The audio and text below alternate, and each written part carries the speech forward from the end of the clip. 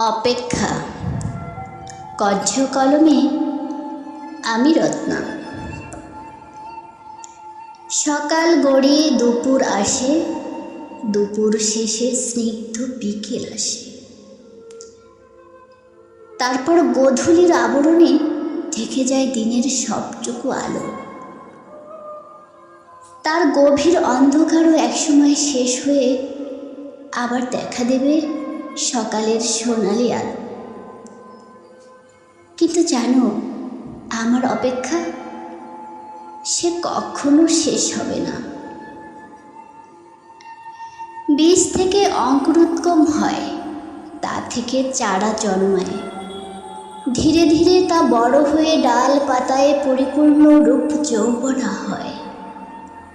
এরপর ফুল হয়, ফুল থেকে ফল হয়, ফলও একসময় পরিপক্ক হয়ে আবার নতুনত্ব লাভ করে। কিন্তু আমার অপেক্ষার অবসান সে অকল্পনীয়। সময় চলে যায় সময়ের নিয়মে।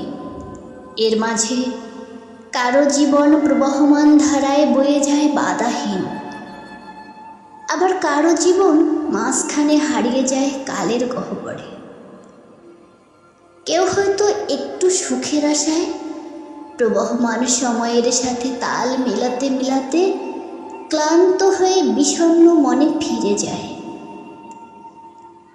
কেউ হয়তো জীবনের হিসাব মিলাতে মিলাতে একটা সময় মৃত্যুর প্রহর গোনে। আর কিছু স্বপ্নবাজ লোকেরা আমৃত্যু স্বপ্ন দেখে যায়, বিরহ ব্যথা আর না পাওয়ার আর্তনাদে চাপা ক্রন্দনে। ঠিক তেমনি আমিও অপেক্ষা করে থাকি তোমার, যে অপেক্ষা অনন্ত অসীমের, যা কখনো ফুরাবার নয়। ধন্যবাদ সবাইকে।